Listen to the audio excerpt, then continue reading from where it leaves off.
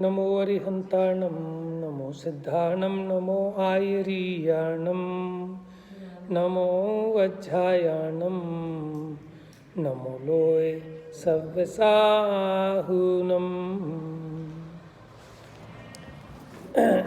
देखिए, सबसे पहले तो आपका ये था कि नए ज्ञान की आवश्यकता क्यों है। कॉपी दे दो बेटा।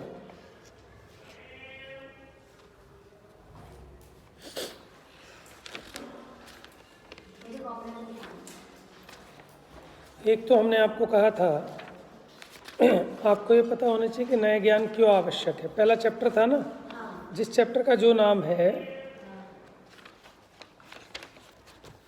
उससे रिलेटेड तो आपको पता होना चाहिए ना थोड़ा थोड़ा। एक तो कुछ मंगलाचरण में से पूछेंगे हम, ठीक है। आइए, मंगलाचरण में हमने किस किस को नमस्कार किया, किस किस को याद किया है, बताइए।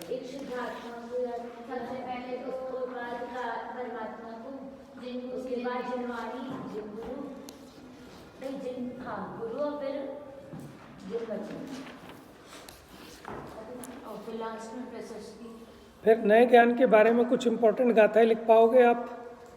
नए ज्ञान क्यों आवश्यक है या नए ज्ञान का क्या महत्व है जिनवाणी में, कुछ भी नए से रिलेटेड आप कुछ 3-4 गाथाएं याद कर लो। जैसे जे नय दिट्ठि विहीणा ताणन वत्थु सहाव उवलद्धि वत्थु सहाव विहुणा सम्मा दिट्ठि कहम होंती। मतलब ये इम्पोर्टेंस इस चीज़ का बता रहे हैं कि जो नए दृष्टि से रहित है उन्हें वस्तु स्वरूप की उपलब्धि नहीं हो सकती, और वस्तु स्वरूप को जाने बिना सम्यक दृष्टि कैसे हुआ जा सकता है। तो जिसको सम्यक दृष्टि होना हो उसे पहले नयों का ज्ञान करना ही चाहिए। फिर एक था, मतलब जो जो आपको आसान लगे, तो द्रव्य स्वभाव प्रकाशक नए चक्र का था। एक मैंने आपको बताया था ऐसे कौन कौन से नए चक्र हैं, उनके नाम और उनके रचनाकारों के नाम बता पाएंगे आप? 2-4 के नाम। माइल धवलाचार्य, द्रव्य स्वभाव प्रकाशक नए चक्र। देवसेन आचार्य का श्रुत भवन दीपक, डॉक्टर हुकमचंद भारेल। इसके अलावा और कोई बताया? नए रहस्य अभय, डॉक्टर अभय जी। नए दर्पण वर्णी जी, है ना बेटा? सुनो, नए दर्पण वर्णी जी के नए विवरण भी है एक। चलिए ठीक है, जैसे इसमें आया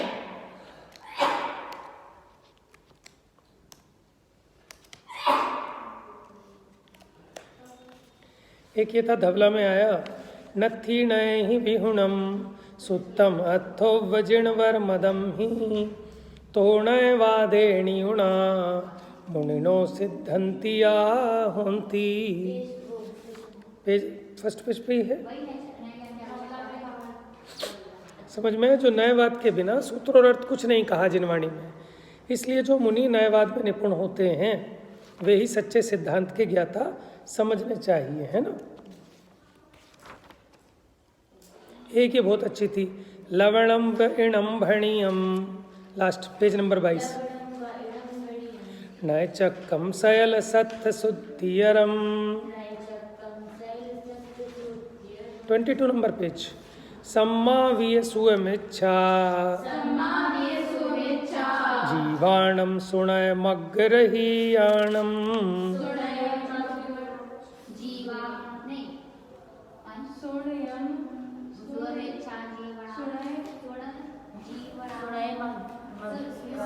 सुणय मग्गरहीयाणम, सुणय मग्गरहीयाणम।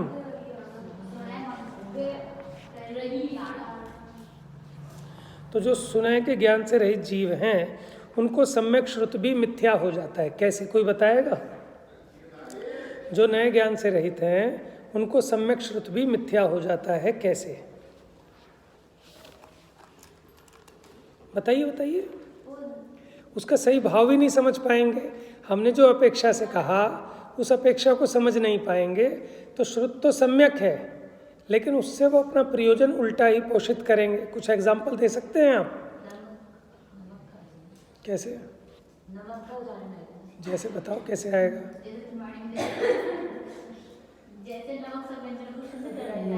वो तो बात ठीक है, वो तो बात ठीक है। हमने बीच बीच में बहुत सारे एग्जाम्पल पढ़े। देखो, कथन तो ठीक होता है, लेकिन अगर उसका भाव सही नहीं पकड़े तो अर्थ का अनर्थ हो जाता है। ठीक है ना? जैसे दिल्ली आ गई कि हम दिल्ली आ गए, लेकिन हम ट्रेन में बैठे हों तो हम क्या कहते हैं? दिल्ली आ गई। ये तो एक लौकिक का उदाहरण है। जिनवाणी में भी कभी तो राग को पुद्गल का कहा, कभी जीव का कहा, तो बिना नए ज्ञान के आप उसकी भाववासना नहीं कर पाएंगे। यहाँ कहते हैं कि आत्मा एक भी है और अनेक भी है, तो ऐसे तो दोनों में विरोध आता है कि एक होगा कि अनेक होगा। इसलिए, और वो उसका सम्यक अभिप्राय नहीं समझता, नयों को नहीं समझता, तो शास्त्र तो सम्यक पढ़ा लेकिन अपने मिथ्यात्व का ही पोषण किया, क्योंकि उसका सही अर्थ उसको भाषित नहीं होता। क्योंकि निश्चयाभास, व्यवहाराभास, उभयाभास ये जैन शास्त्रों को पढ़कर ही हुए हैं। जैन मिथ्या दृष्टियों का ही विवेचन है ना। वो शास्त्र तो सही पढ़े उसने, समय सार भी सही पढ़ा, लेकिन उस नए का अभिप्राय नहीं समझा और आत्मा को शुद्ध बुद्ध मान लिया। स्वभाव से तो कहा था, लेकिन उसने सर्वथा शुद्ध मान लिया। अच्छा, आत्मा स्वभाव से कैसा है? शुद्ध है, अशुद्ध है या नए पक्षातीत है? स्वभाव से कैसा है आत्मा? तो नए पक्ष तो उस वस्तु को समझाने के लिए प्रयोग किए जाते हैं। समझ में आया?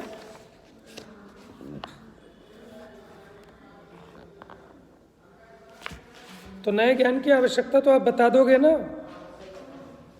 ठीक है।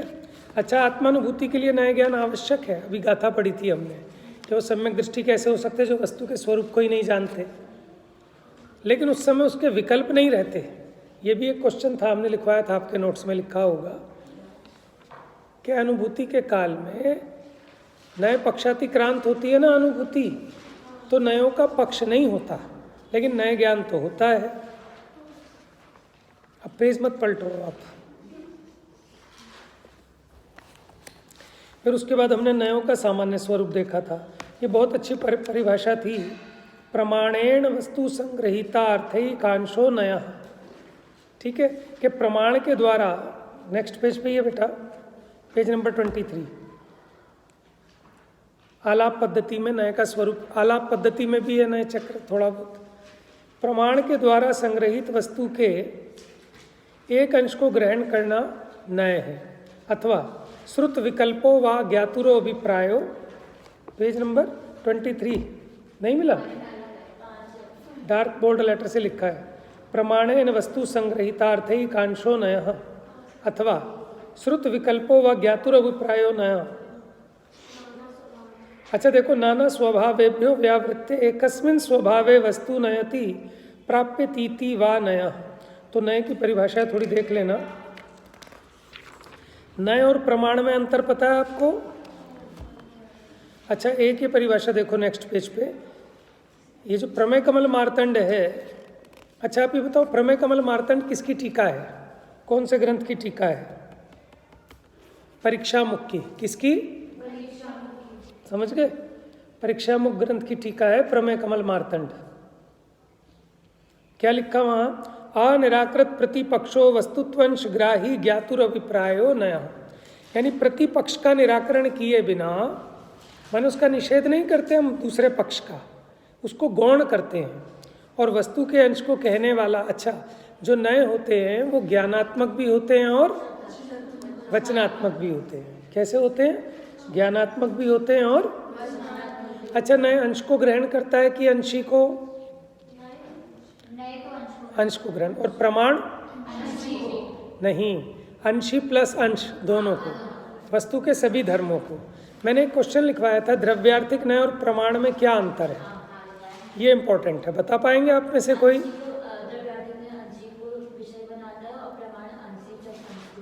समझ में? नए का विषय किसी एक धर्म की मुख्यता से ग्रहण करना है, प्रमाण सर्व धर्मों को एक साथ ग्रहण करता है।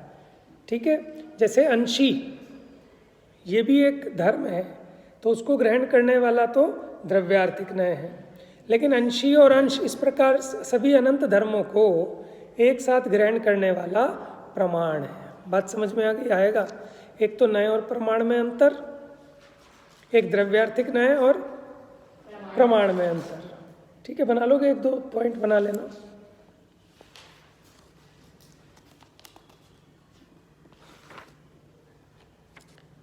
एक अभिप्राय का अर्थ क्या है बताओ?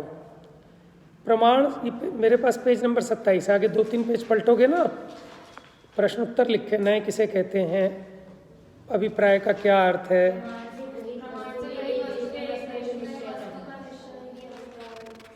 समझ गए? प्रमाण के द्वारा, बेटा मेरे में 27 नंबर पेज है,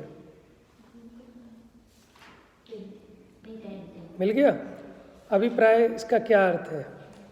प्रमाण से ग्रहित वस्तु के एक देश में वस्तु का निश्चय। प्रमाण के द्वारा हमने जिस वस्तु को जाना, उस वस्तु के एक देश में पूरी वस्तु का निश्चय करना, इसका नाम अभिप्राय है।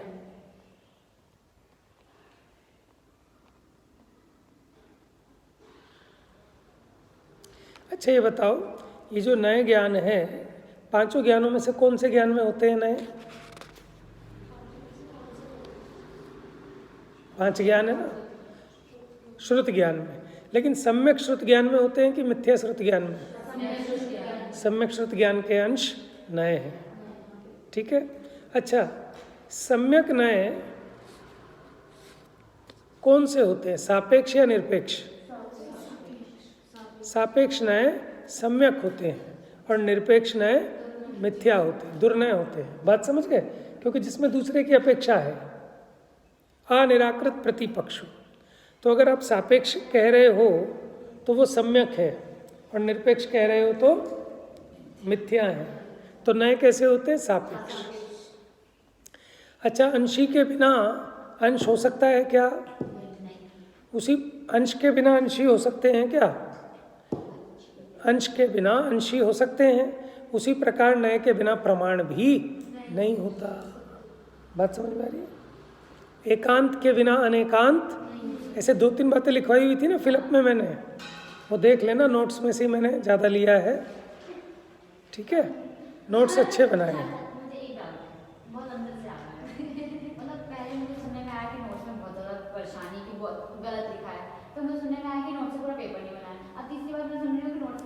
किससे सुनाया तुमने? उन्हें थोड़ी बताया मैंने कुछ। मैंने तो बस ये कहा था कि मुझे वो सेटिस्फेक्शन नहीं हुआ, क्योंकि हम जितनी चीज़ें बताते हैं ना उतनी आप नोट नहीं कर पा रहे। या तो ये मुझे बहुत खुशी हुई कि इसने बहुत अच्छे, बहुत लंबे नोट्स बनाए।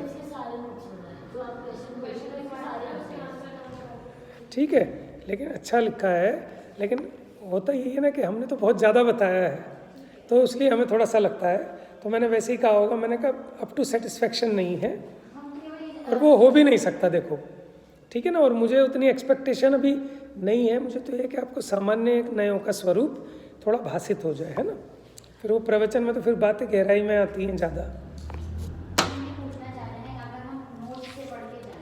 हो जाएगा कल्याण आपका। नहीं, हो जाएगा, हो जाएगा। अब इसीलिए तो मैं रिवीजन करा रहा हूँ ना, कहीं कुछ कन्फ्यूज़न होगा तो ठीक कर लोगे। गलत कुछ नहीं है। हाँ, ये नीचे आगे ना, निरपेक्ष न्याय मिथ्या होते हैं, सापेक्ष न्याय सम्यक होते हैं।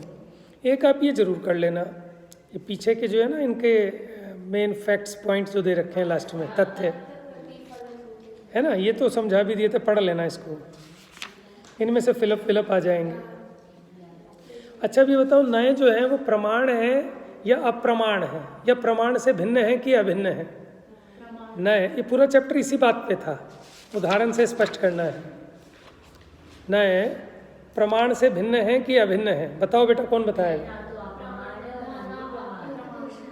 ठीक है ना। वो नए क्या है? प्रमाण के एक देश हैं। जैसे उदाहरण, समुद्र की जो एक बूंद है वो समुद्र भी नहीं है और असमुद्र भी नहीं है, अपितु समुद्र का एक देश है। सफिशिएंट है इतना, है ना।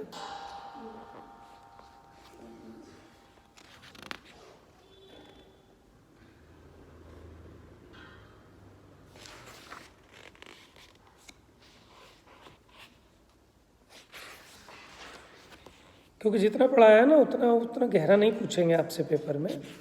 पेपर में आपको एक जनरल उसका सिर्फ वो होना चाहिए। एक हमने आपको बताया था, है पेपर पैटर्न, अभी बता दूंगा। अच्छा, मूल नए कितने हैं?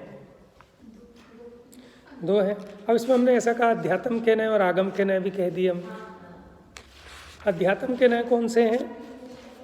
निश्चय और व्यवहार, इन दोनों में से पूज्यतम कौन है? निश्चय नय है ना। और आगम के नय कौन से हैं? अथवा नयों के भेद देखे तो मूल में तो 2 भेद कहे, फिर अगर करें तो 7 भी हो गए, 8 कौन से? वो नहीं, देखो मूल में तो 2 हैं, वो तो उसी के भेद प्रभेद है। 3 तो वो हो गए ज्ञान ने, शब्द ने, अर्थ ने। 7 कौन से हो गए? नैगम, संग्रह, व्यवहार, जी सूत्र। और फिर 47 नए भी गिनाए। फिर कितने हो सकते हैं? जितने वचनवाद हो सकते हैं, जितने वचन विकल्प हो सकते हैं, उतने नए हो सकते हैं। समझ में आया? वस्तु के धर्म कितने हैं? अनंत है, तो अनंत नए भी होते हैं। ठीक है,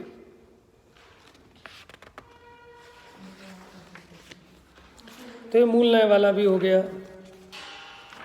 चलिए आगे बढ़िए।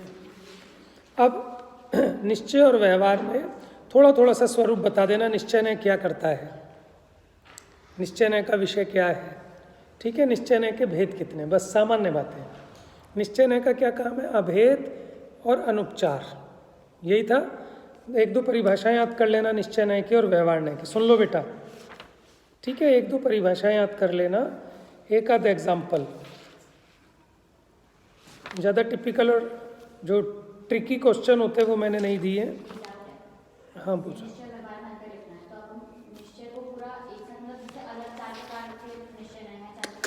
ना ना ना, निश्चय व्यवहार में अंतर पूछा तो ये थोड़ी ना बताओगे। निश्चय का सामान्य स्वरूप बताओगे कि निश्चय क्या करता है। परिभाषा अगर दे सकते हो तो कोई परिभाषा देना, कई सारी परिभाषाएं हैं। तो निश्चय नय का विषय अभेद और अनुपचार है, ठीक है, और व्यवहार नय का विषय भेद और उपचार है। आप बता सकते हो निश्चय नय के कितने भेद होते हैं, व्यवहार नय के इतने भेद होते हैं। व्यवहार नय ऐसा बता देना सद्भूत और असद्भूत के भेद से 2 प्रकार का है। निश्चय नय कैसे करोगे? शुद्ध और अशुद्ध के भेद से 2 प्रकार का है, बस ऐसे कर देना। ठीक है, अब जैसे जैसे आप ये कहोगे देह को जीव कहना, ठीक है, तो ये व्यवहार नय का कथन है, समय सार की है ना। और देह को जड़ कहना ये निश्चय नय का कथन है। ऐसा एक एग्जाम्पल भी दे सकते हो कोई और कई सारी परिभाषा थी। सच्चे निरूपण को निश्चय कहते हैं, उपचरित निरूपण को व्यवहार कहते हैं।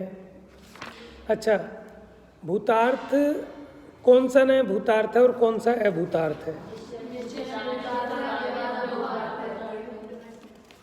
ना ना कुछ नहीं, पेपर तो आप बढ़िया उड़ा दोगे एकदम, मुझे पूरा भरोसा है।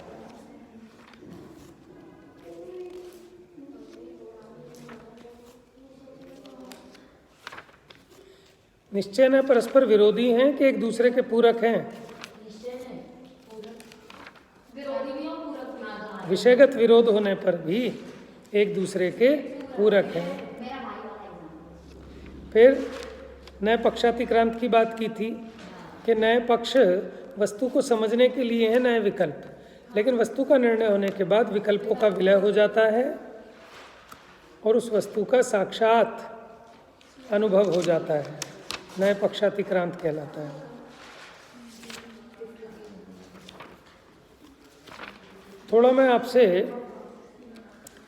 मैं इसमें एक लॉन्ग क्वेश्चन दूंगा जिसमें या तो आप निश्चय नय के भेद प्रभेद लिखो, तो वो आप भेद प्रभेद निश्चय नय के भेद प्रभेद चार्ट के माध्यम से बताइए। तो आप जो चार्ट बनाएंगे या तो व्यवहार नय के भेद प्रभेद बताने होंगे या निश्चय नय के, ठीक है, ऑप्शन दूंगा। तो उसमें आप एक तो चार्ट बताएंगे और एक एक लाइन में थोड़ा थोड़ा सा बता देंगे, थोड़ा थोड़ा सा, ज़्यादा नहीं चाहिए, ठीक है। अब आपको पेपर पैटर्न बता दें।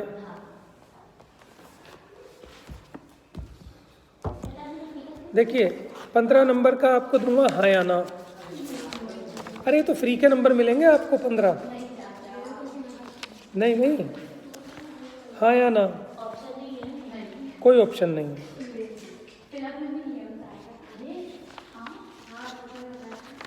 20 फिलअप है, कोई ऑप्शन नहीं है। हाँ ब्लैंक, हाँ। और सुनिए अगर इसमें जो है ना, एक मुझे लग रहा है मैंने उसका आंसर भी लिख दिया पेपर में, तो मैं आपको दूंगा तो ठीक कर दूंगा, अभी नहीं भी करूंगा तो फ्री के नंबर है आपको। ठीक है। अच्छा, ये हो गया 15 नंबर के राइट रॉन्ग। फ्री के नंबर है पूरे आपके, ईमानदारी के। क्यों बनाऊं 50 का? अरे छोड़ो ना,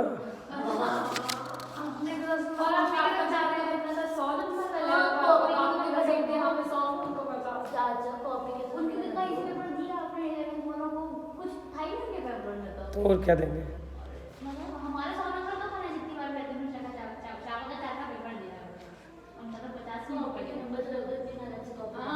हाँ हाँ, कॉपी तो वाकई में मतलब बहुत दिल खुश हो गया। अच्छा है, मतलब इतने मुझे उम्मीद नहीं थी कि इतने नोट्स बनाएंगे आप लोग। नहीं, इतना विशेष विषय था ना, अपने क्वेश्चन आंसर लिखाते गए, अच्छा रहा इस बार, है ना।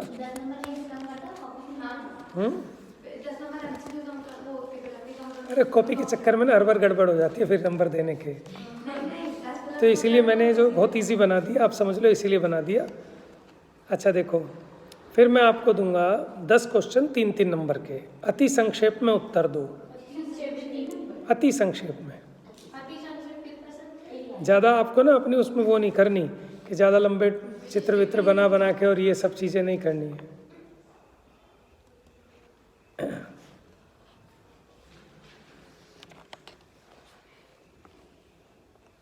अच्छा, आपको पता है विवक्षित क्या होता है, विवक्षा क्या होती है? विवक्षित धर्म किसे कहते हैं? नोट्स में से ही बनाया मैंने तो ज़्यादा।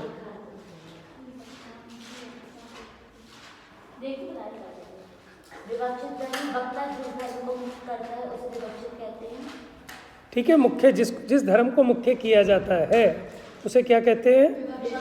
विवक्षित धर्म। अच्छा, क्या जैन सर्वथा अनेकांतवादी हैं? फिर कैसे हैं? कथनचित अनेकांतवादी। क्योंकि अगर हम सर्वथा अनेकांतवादी माने तो ये भी तो एकांत हो गया। अच्छा देखो, नए एकांत होते हैं कि अनेकांत रूप होते हैं, और प्रमाण अनेकांत रूप होता है। ये आप स्पष्ट कर पाओगे जैन सर्वथा अनेकांतवादी कैसे हैं? क्या स्पष्ट करोगे, बताओ जरा, क्या लिखा है बताओ। देखो, जब हम फ्लो में पढ़ाते जाते हैं ना तब बात अलग होती है, क्योंकि वो विषय चल रहा होता है दिमाग में। ठीक है, अब इस समय तो मुझे भी याद नहीं कि मैंने किस तरह आपको पढ़ाया था, क्या लिखाया था, बताओ। नहीं, जैन सर्वथा अनेकांतवादी नहीं है, क्योंकि वस्तु अनंतरमात्मक है, पर एक अंश को ग्रहण करके एकांत को ग्रहण नहीं करता हुआ, परंतु उस एकांत से हम अनेकांत को नहीं छोड़ देंगे, एकांत रूप रहकर भी अनेकांतवादी। आप पढ़ो आंसर इसका। नहीं, जैन सर्वथा अनेकांतवादी नहीं है, वस्तु अनंत धर्मात्मक है, तो एक अंश को ग्रहण करने से एकांत को ग्रहण करना हुआ, परंतु उस एकांत से हम अनेकांत नहीं छोड़ देते, एकांत रूप रहकर भी अनेकांती हैं। हम एकांत, क्योंकि हम एक धर्म को मुख्य करते हैं, अन्य धर्मों का निराकरण नहीं करते। समझना एक मिनट, हम एक धर्म को मुख्य तो करते हैं लेकिन अन्य धर्मों का निषेध नहीं करते। इसलिए हम एक धर्म की मुख्यता से ग्रहण करते हैं, इसलिए एकांती। ठीक है, और एकांती करते हुए भी अन्य धर्मों को भी स्वीकार करते हैं, इसलिए अनेकांती। फिर दूसरा, हमारा अनेकांत भी अनेकांतात्मक है। अनेकांत का अनेकांतात्मक क्या? अगर हम ये कहें कि हम अनेकांती ही हैं, अनेकांती हैं, ये भी तो एकांत हो गया। अब हम जब ये कहेंगे कि हम अनेकांती भी हैं कथनचित, और कथनचित एकांती भी हैं, तब होगा सम्यक अनेकांत। और देखो, अनेकांत भी दो प्रकार का, मिथ्या अनेकांत और सम्यक अनेकांत। तो हम सम्यक अनेकांत को मानते हैं, जिसके साथ सम्यक एकांत को भी स्वीकार किया गया है। इसमें संतुष्टि नहीं हुई वैसे, ये मैंने ही बोल के लिखवाया आंसर, तो तुम दोनों ने एक जैसा कैसे लिखा? अच्छा, मैं इसीलिए कुछ चीज़ों में कह रहा था कि उस तरह से मैंने नहीं लिखवाया, लेकिन मुझे लगा कि आप लोगों ने ऐसे ही लिख लिया।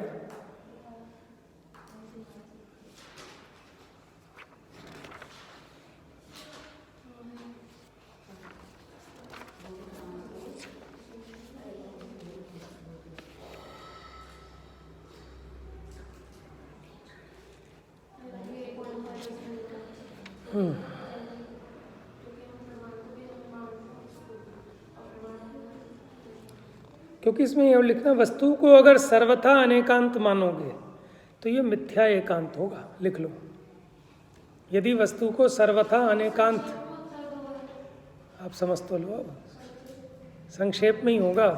यदि सर्वथा अनेकांत माना जाए तो ये मिथ्या, यदि सर्वथा अनेकांत माना जाए तो ये मिथ्या एकांत होगा।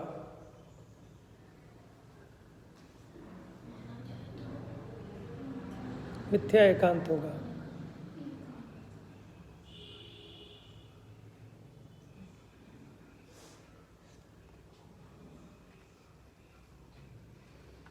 आप समझ तो लो ना। देखो, अगर आप अकेला अनेकांत मानो, एकांत नहीं मानो, तो एकांत होते हैं नए। नए एक एक धर्म को ग्रहण करते हैं, तो अगर नयों के विषयभूत एक एक धर्म का ही लोप हो जाएगा तो फिर अनंत धर्म कैसे रह पाएंगे? और अनंत धर्मों को विषय बनाने वाला अनेकांत भी सिद्ध नहीं हो सकेगा। इसलिए जैन दर्शन सर्वथा अनेकांतवादी नहीं है, अपितु कथनचित अनेकांतवादी और कथनचित एकांतवादी है। क्योंकि एकांत के बिना अनेकांत की भी सिद्धि नहीं होती। एक एक धर्म नहीं होंगे तो अनेक धर्म कैसे सिद्ध होंगे वस्तु में?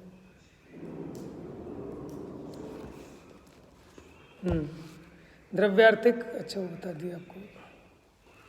अच्छा, व्यवहार न्याय क्या करता है? भेद और उपचार करता है ना। तो उपचार किस प्रकार करता है बताओ? ये लिखाया था मैंने कहीं। हाँ, वेरी गुड। एक का दो, बोलो ना फिर जोर से। एक का दो, दो का एक करता है, यही तो उपचार है। दो बातें थी देखो इसमें। क्या करता है व्यवहार न्याय? भेद और उपचार करता है। ध्यान देना जरा। भेद क्या है कि एक अखंड वस्तु में भेद डालता है, वो तो सद्भूत व्यवहार न्याय का विषय आता है। और उपचार क्या करता है कि दो द्रव्यों को मिलाकर एक कहता है, उनके कारण कार्य आदि को, है ना, एक मिलाकर कहता है, उनके भावों को, है ना, ये लिखाया था। इसको कहते हैं उपचार, कि दो को मिलाकर एक कहना। जैसे शरीर और आत्मा को मिलाकर कि शरीर जीव है ऐसा कहना, ये उपचार है। उदाहरण दे दोगे? थोड़ा आपका प्रेजेंस ऑफ माइंड काम करेगा बेटा। नए ना ऐसी चीज़ नहीं है कि आप रट के इसका पेपर दे सको। ये अंडरस्टैंडिंग बेस्ड है। थोड़ी बहुत चीज़ें हैं याद करने वाली। तो सियादवाद किसे कहते हैं, ये कौन बताएगा? सियाद मतलब कथनचित, वाद मतलब कथन करना। ठीक है, वस्तु का किसी अपेक्षा कथन करना सियादवाद है। अथवा अनेकांतात्मक जो धर्म स्वरूप वस्तु है उसके निरूपण की शैली को सियादवाद कहते हैं। अच्छा ये बताओ, अच्छा ये मैंने बता दिया आपको 30 नंबर के होंगे, इसमें चॉइस दूंगा आपको।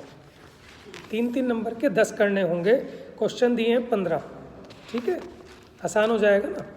15 में से 10 करने हैं। ठीक है, फिर उसके बाद दिए संक्षेप में उत्तर दो। मैं आपको 5 क्वेश्चन दूंगा, उसमें से 3 करने होंगे, 5-5 नंबर के होंगे। 3 पंजे 15।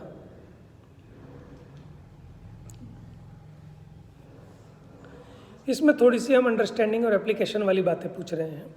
आत्मा रागी है, ये कथन कौन से न्याय का है ये बताओ?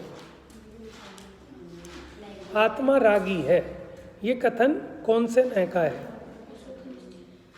वेरी गुड, अशुद्ध निश्चय न्याय का। मैंने प्रश्न पूछा कि ये कथन निश्चय न्याय का है कि व्यवहार न्याय का?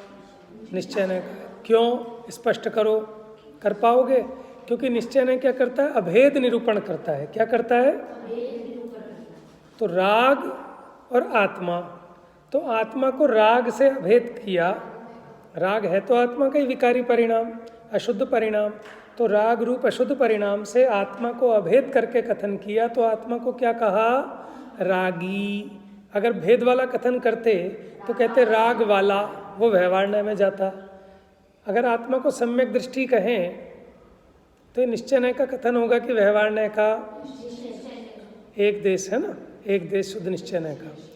अगर आत्मा को सम्यक दर्शन वाला कहें तो व्यवहार न्याय का। कर लेंगे इसको स्पष्ट। क्या व्यवहार न्याय सर्वथा असत्यार्थ है? स्पष्ट करो। ये मैंने कई बार लिखवा चुका आपको समय सार में भी, तो इस पर हम डिस्कशन नहीं करेंगे, है ना। अगर उसको सर्वथा सत्यार्थ मानेंगे तो कितनी आपत्ति आएगी। हिंसा, मोक्ष, 7 तत्वों की सिद्धि नहीं होगी, ठीक है, हिंसा नहीं ठहरेगी, उसको जीव ही नहीं मानेंगे, क्योंकि व्यवहार ने कहा है। नियम सार में तो कहा कि सर्वज्ञ भगवान व्यवहार ऐसे लोकालोक को जानते हैं। हाँ, तो वहाँ असत्यार्थ का मतलब अप्रयोजनभूत है, ठीक है। अच्छा, एक व्रत द्रव्य संग्रह का उद्धरण आया था, सुनना जरा ध्यान से, आप लोग अपने आप ढूंढ लेना, निश्चय और व्यवहार के प्रकरण में ही आया था शायद। तो वहाँ उन्होंने बताया, मैंने प्रश्न ये दिया, सुनो, राग द्वेष जीव जनित है या कर्म जनित है? व्रत द्रव्य संग्रह के आधार से स्पष्ट करो। उसके कथन आए थे, हल्दी और चूने वाला, याद है कि अगर परम शुद्ध निश्चय ऐसे देखें तो हल्दी और चूने का तो कभी संयोग ही नहीं होता। तो वो तो कहता है कि राग है ही क्या, राग है ही नहीं कुछ भी। आपने नोट्स में नहीं लिखा होगा, लिखा है हल्दी और चूने वाला था। स्त्री और पुरुष दोनों के संयोग से उत्पन्न पुत्र की भांति, चूने और हल्दी के मिश्रण उत्पन्न वर्ण की भांति ये संयोग जनित है। नए की विवक्षा के अनुसार विवक्षित एक देश शुद्ध आएगा साक्षात इसमें, और एग्जाम्पल है पीछे दिया है, मिथ्यात्व राग द्वेष समस्त बहुत कुछ लिखा है इसमें। मैंने पूछा राग द्वेष आदि जीव जनित हैं या कर्म जनित, तो वहाँ दोनों बातें आई थी। जीव जनित भी बताया था किस नए से, कर्म जनित।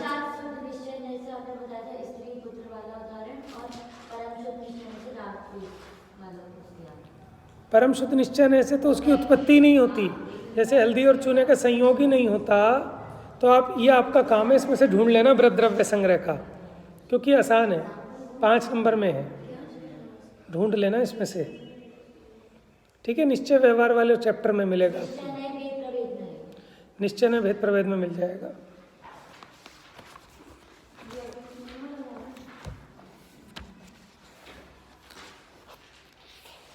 देख लेना व्रत द्रव्य संग्रह के आधार से। आप देख लो, मैंने प्रश्न यही दिया है कि जीव जनित है कि कर्म जनित, तो व्रत द्रव्य संग्रह के आधार से स्पष्ट करना है। पेज नंबर मोड़ो मत बेटा, देख लो बेटा 77 पे मिल गया मुझे। व्रत द्रव्य संग्रह गाथा 48 की टीका में कहा है, ठीक है, रेफर कर देना इसको। स्त्री और पुरुष के संयोग से उत्पन्न पुत्र के समान अथवा चूने और हल्दी के मिश्रण से उत्पन्न एक लाल रंग पैदा हो जाता है, चूना और हल्दी मिला दो तो। राग द्वेष आदि जीव और कर्म इन दोनों के संयोग जनित हैं।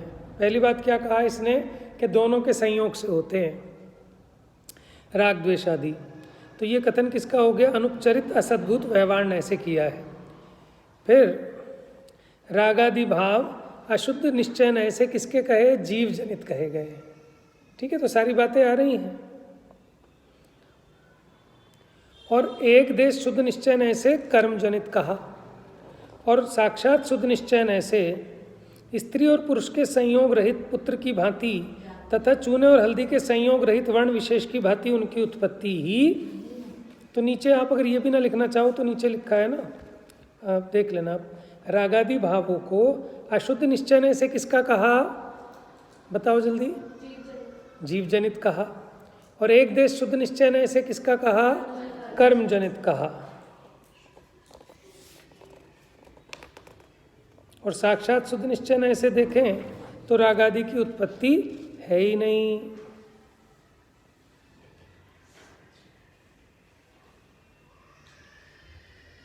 तो ये वाला जो इन्होंने कहा ना साक्षात शुद्ध निश्चय से, वास्तव में तो परम शुद्ध निश्चय का प्रयोग है जहाँ साक्षात शुद्ध निश्चय ने लिखा है। चलिए जी, अब क्या बचा आपका? अच्छा, एक क्वेश्चन आएगा, 3 या 4 ऑप्शन दूंगा, उसमें से 2 करने होंगे, 10-10 नंबर के होंगे, 10 दूनी 20, जिसमें मैंने आपको बता ही दिया था निश्चय न या व्यवहार न के भेद प्रभेद चार्ट के माध्यम से स्पष्ट करें। देखिए, जितना दिया जाता है उतना ही करें आप लोग, फालतू लिख करने से फ़ायदा नहीं। कई बार आदमी 4 कर देते हैं, बताओ, ये सोचते नंबर थोड़े तो दे ही देंगे रहम खा के। नहीं, आप नहीं सोचते, कोई सोचता होगा। कई बच्चे क्या करेंगे, जैसे मान लो 20 में से 15 करने थे, 20 के 20 कर देंगे। तो मैं क्या करता हूँ, मैं पहले 15 चेक करता हूँ, उसके कई बार क्या होता है कि बाद के 5 सही थे लेकिन नंबर नहीं मिलेंगे। 10 नंबर में हम केवल निश्चय नहीं के भेद। अब आपको छोटी लग रही है ना, लेकिन बहुत बड़ी बात है, ठीक है। 10 नंबर में कि निश्चय के भेद प्रभेद स्पष्ट करने को भी कहा है, तो थोड़ा 1-1, 2-2 लाइन में थोड़ा थोड़ा सा उनको स्पष्ट भी कर देना, ठीक है। कर दोगे? कह रहा मैं तो पूरा भर दूंगा। क्या कह रहा था? 2 शब्दों में नयों की प्रमुख विशेषताएं क्या है? उस चैप्टर के पीछे था ना नए ज्ञान, उसमें नए की परिभाषाएं सारी, तो नए की प्रमुख विशेषताएं क्या है? नहीं, 10 बिंदु थोड़ी लिखने की जरूरत है, 5 लिख दोगे बहुत है। हाँ, उन्हीं में से नयों के बारे में आपको कुछ, जैसे नए जो हैं वो सापेक्ष नए ही सम्यक होते हैं, इस तरह की कुछ विशेषताएं, ठीक है। नयों को जाने बिना ये उसकी विशेषताएं हैं। नयों को जाने 10 नंबर का, इसके बारे में आपको कुछ विशेषताएं बतानी है नयों की, ठीक है। नए वस्तु के एक धर्म की मुख्यता से वस्तु का परिचय कराते हैं। वस्तु को स्पष्ट समझने के लिए नयों की आवश्यकता होती है। ऐसे ऐसे जो पॉइंट्स लिख सकते हो लिख देना, ठीक है। हाँ, खाली परिभाषाएं नहीं लिखनी इसमें, मैंने विशेषताएं पूछी हैं। विशेषताओं में जैसे मुख्य गौण करके ग्रहण करता है, अन्य धर्मों का निराकरण किए बिना किसी एक अंश की मुख्यता से ग्रहण करता है, ये निरपेक्ष मिथ्या होते हैं, सापेक्ष सम्यक होते हैं, ऐसी ऐसी क्वालिटीज़ लिख दोगे। और एक प्रश्न दिया है आपका, नयों की उपयोगिता या स्वरूप बताने वाली कोई 4 गाथाएं लिखी हैं, या तो उसकी उपयोगिता बताएं, जैसे आपको 2-3 तो बताई मैंने शुरू में, लवण वाली, जय नय दिट्ठी विहीणा, ऐसे ये हो गई, या फिर उसकी उपयोगिता बताने वाली, समझ गए। नए से रिलेटेड कोई भी 4 गाथाएं लिखनी है,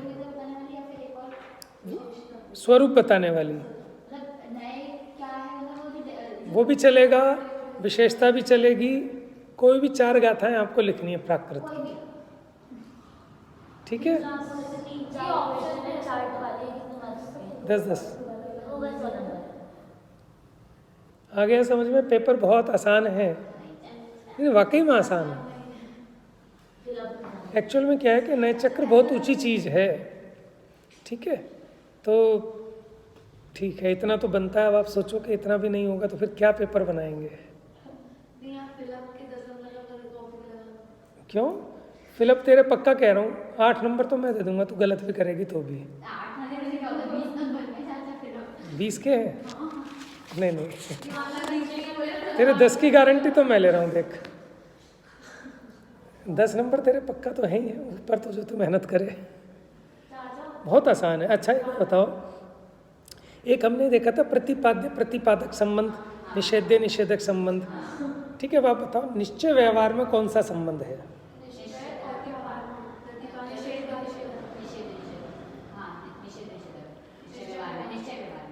सोचो, निषेध्य है निश्चय है?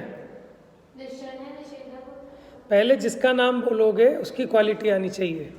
निश्चय प्रतिपाद्य है, व्यवहार प्रतिपादक है, तो निश्चय व्यवहार में प्रतिपाद्य प्रतिपादक संबंध होगा।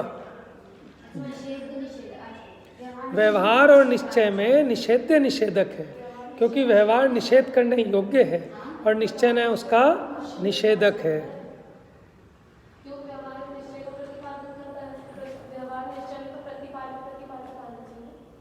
हमेशा संबंध इस तरह बताते हैं, प्रतिपाद्य प्रतिपादक। तो प्रतिपाद्य कौन है? निश्चय का प्रतिपादन करना है ना, तो यह जो लगाते हैं वो योग्य होता है। प्रतिपादन किए जाने योग्य कौन है? निश्चय। और उसका प्रतिपादन करने वाला का, प्रतिपादक का माने करने वाला, तो व्यवहार ने प्रतिपादक है, निश्चय ने प्रतिपाद्य है। तो निश्चय व्यवहार में प्रतिपाद्य प्रतिपादक संबंध है। अच्छा, ये बताइए निश्चय का स्वर क्या होता है? नेति, ठीक है, या फिर न तथा।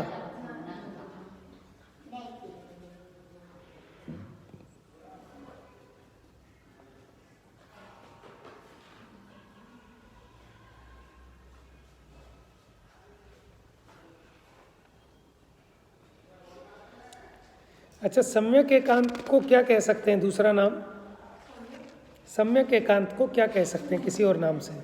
वेरी गुड, न कह सकते हैं। और सम्यक अनेकांत को ओके, मेरे हिसाब से तो आप लोग ले आओगे 80+, 100+ चाहिए। ठीक है, तो इच्छा तो जगत में किसी की पूरी नहीं हुई। ठीक है, कोई नहीं, बहुत आसान पेपर है बेटा। मेरे को तो आपने वो 30 दी थी ना, तो मैंने 29 तारीख को टाइम नहीं था, मैंने फटाफट 4 पेज रखे ऐसे अपनी टेबल पे ऑफिस में ही। और बुक मेरे पास फ़ोन आ गया था शिवानी का कि बच्चों को कल ही पेपर देना है, आज किसी भी हालत में तैयार कर लो। नए चक्र का बता रहा हूँ मैं, ये 1 महीने से ज़्यादा हो चुका है इसको तैयार किए हुए।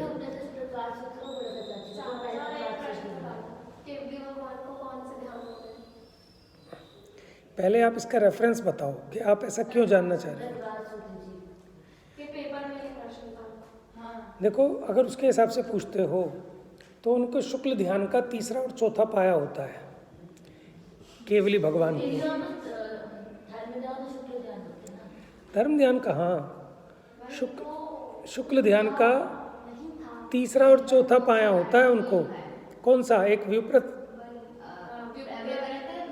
एक सूक्ष्म क्रिया प्रतिपाती और व्युप्रत क्रिया निर्वर्तनीय। ठीक है, एक 13वें गुण स्थान में होता है, एक 14वें गुण स्थान में होता है।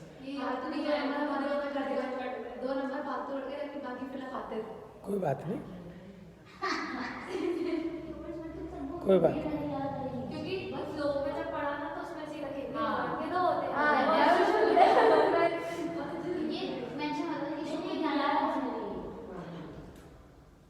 चलें, जा वाणी के ज्ञान से सूझे लोका